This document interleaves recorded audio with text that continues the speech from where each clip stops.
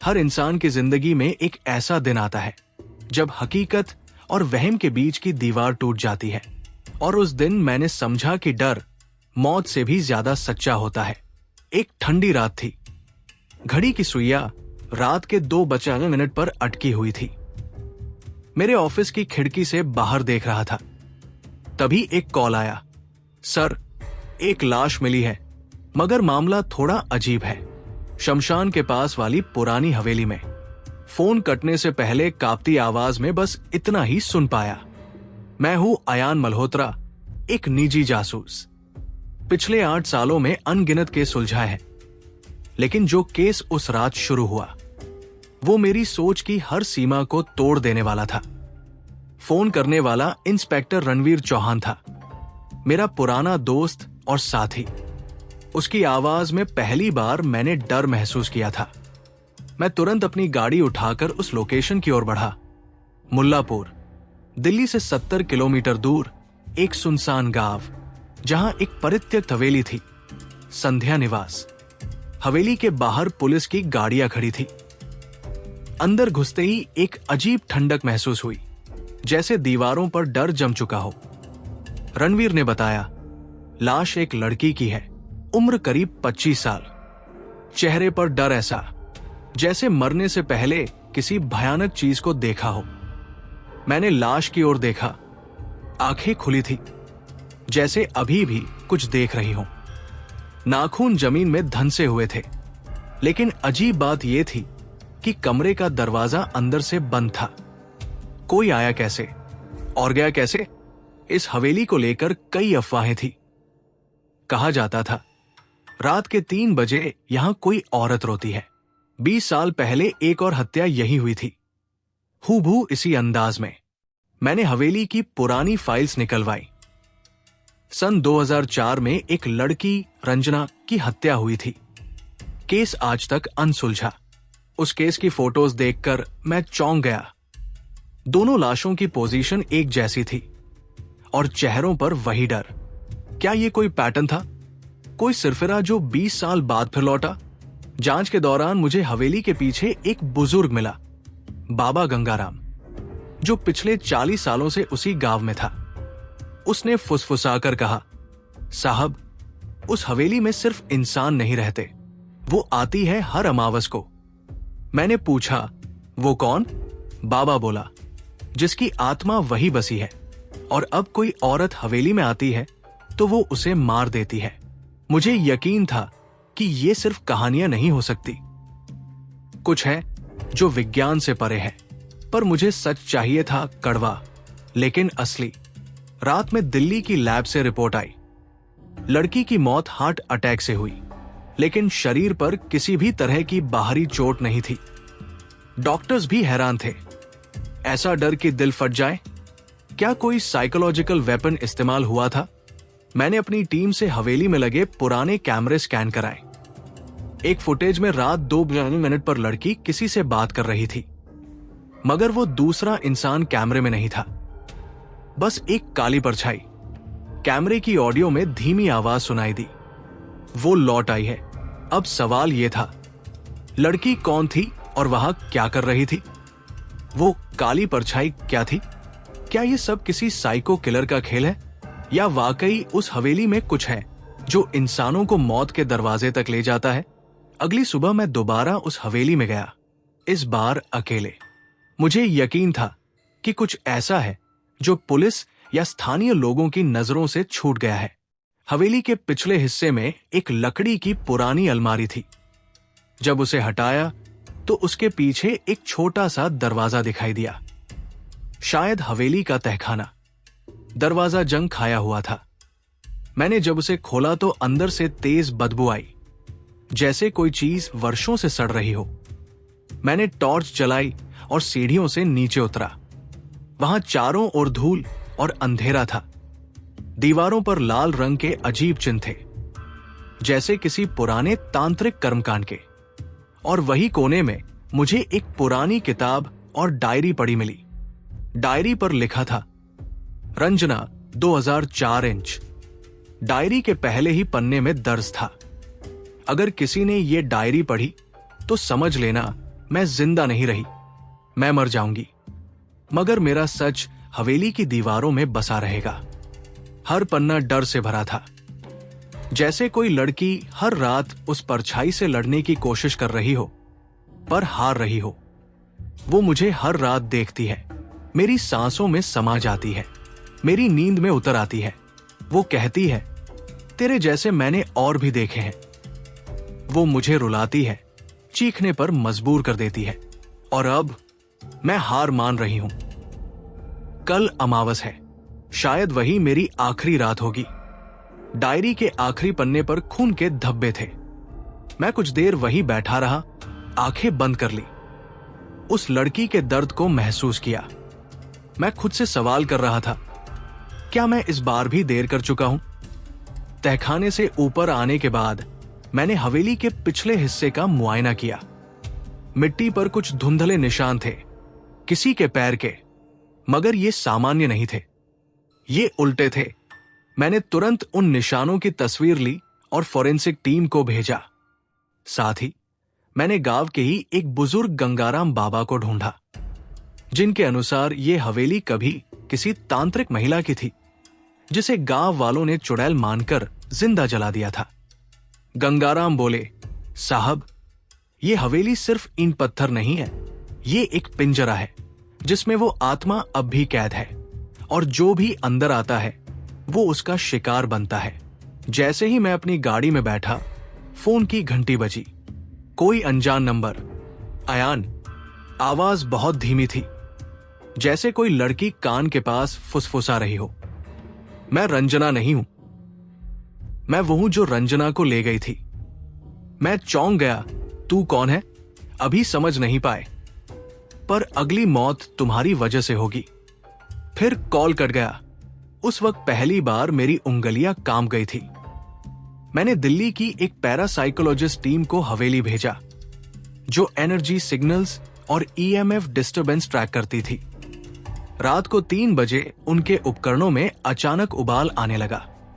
एक डिवाइस में रिकॉर्डिंग आई, रक्त मांगती हूं, न्याय मांगती हूं। उनका निष्कर्ष था, इस जगह पर रेसिजुअल एनर्जी है, यानी मौत के समय की पीड़ा इस स्थान पर फंसी हुई है और उसे बार बार दोहराया जाता है। रणवीर ने जब यह रिपोर्ट पढ़ी तो वो बोला, इस बार तेरा केस तर्क से नहीं, आत्मा से लड़ना पड़ेगा।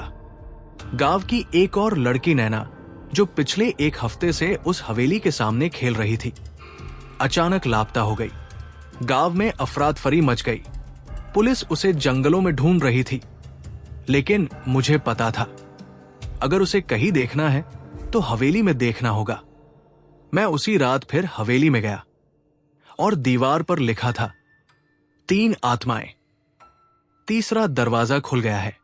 रात के लगभग 2:30 बजे थे। हवेली में अजीब सी खामोशी थी, इतनी गहरी कि उसमें अपने ही दिल की धड़कनें साफ सुनाई दे। मैं अपने साथ लाइट सेंसर और ईएमएफ डिटेक्टर लेकर हवेली के हर कोने को स्कैन कर रहा था। हवेली की पहली और दूसरी मंजिल की जांच के बाद मैं छत की ओर गया।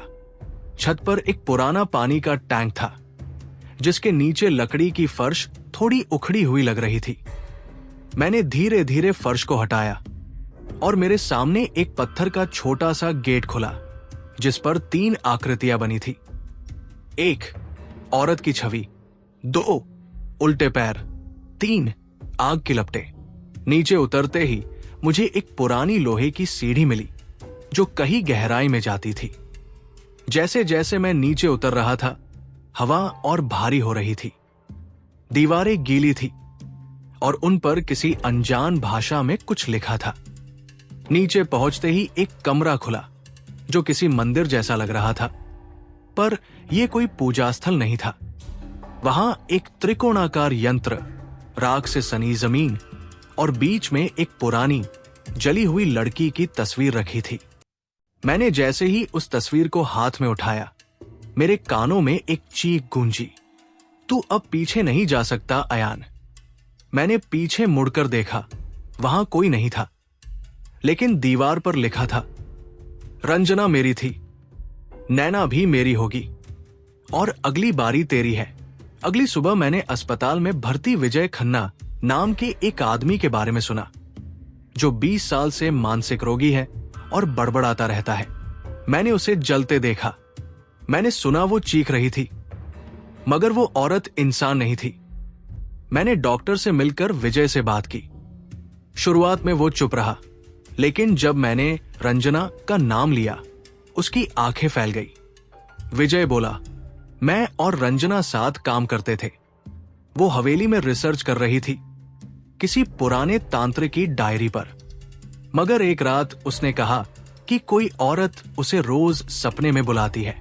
मैंने उसे मना किया, पर वो फिर भी गई और अगले दिन उसकी जली हुई लाश मिली। पर वो मरी नहीं थी अयान, वो जिंदा थी। उसे किसी ने तंत्र विद्या के लिए जिंदा जलाया था। उस रात मैं तीसरी बार हवेली गया, अकेले। जैसे ही मैं उस तहखाने वाले गेट के पास पहुंचा, एक दीवार से अचानक लाल रंग का तरल बहने लगा, जैसे खून। मैंने उसे छूने की कोशिश की तो दीवार पर खुद ब खुद उभरा। 3 आत्माएं बंद थी, 2 मुक्त हुई, तीसरी को तुमने लाकर दे दी। मैं समझ गया नैना जिंदा है, लेकिन अब वो इस हवेली का हिस्सा बन चुकी है। मेरे फोन पर फिर उसी नंबर से कॉल आया।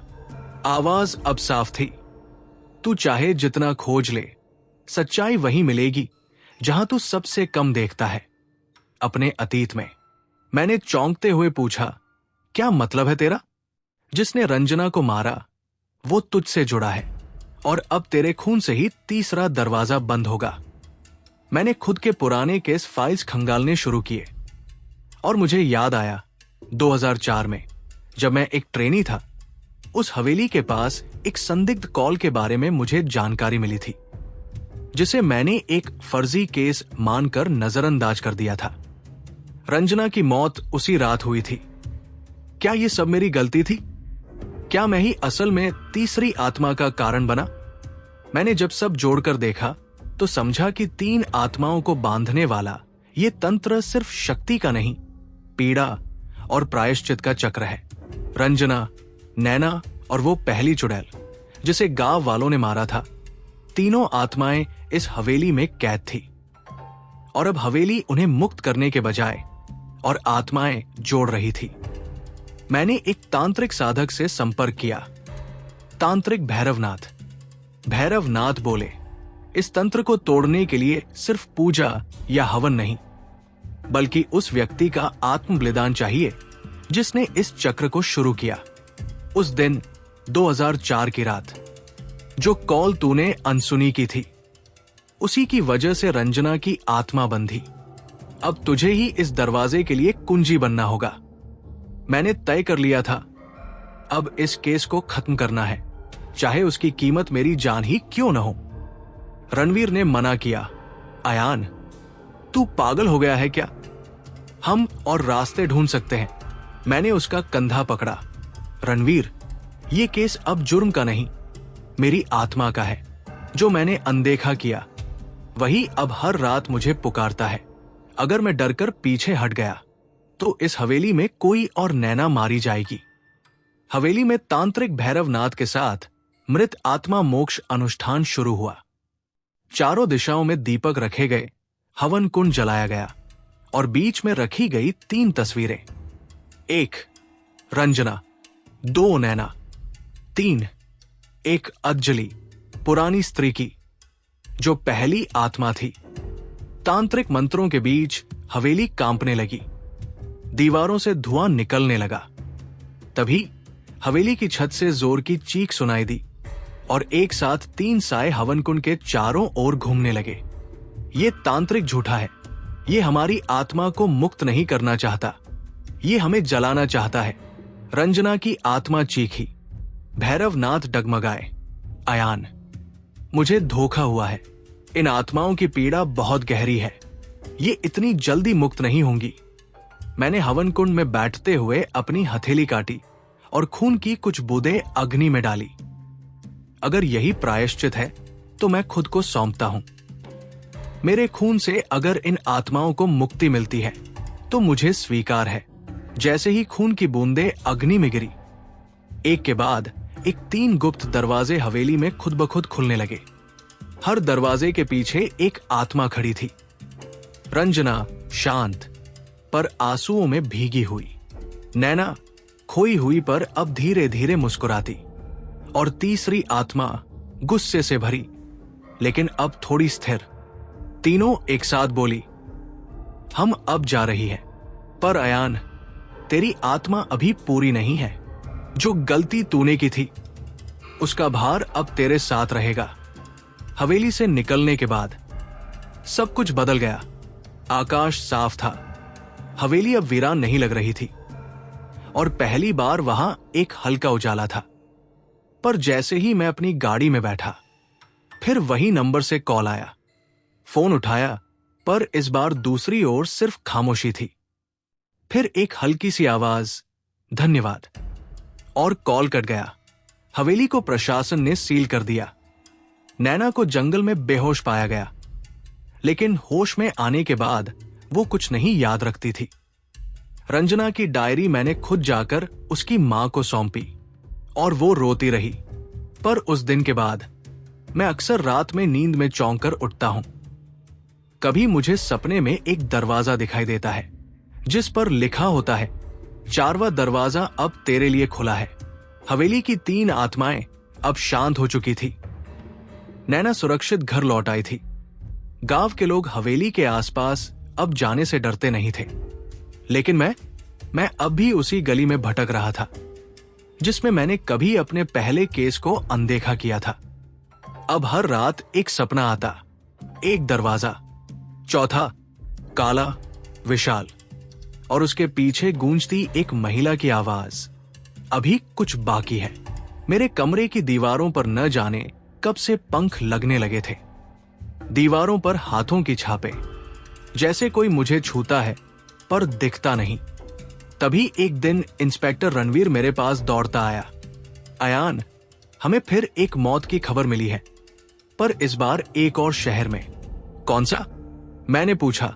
वाराणसी, गंगा किनारे एक पुरानी हवेली जिसमें एक महिला की रहस्यमयी मौत हुई है। दरवाजा अंदर से बंद था, शव की आंखें डर से फटी हुई थी, और कमरे में सिर्फ एक शब्द लिखा था, स्वागत है। मैंने जैसे ही तस्वीर देखी, मेरी रीढ़ में सिहरन दौड़ गई। वही अक्षर, वही अंदाज, वही दीवार पर खून से लिखा गया था जैसा संध्या निवास में हुआ था। मैं तुरंत वाराणसी रवाना हो गया। हवेली का नाम था काशिकाल विला।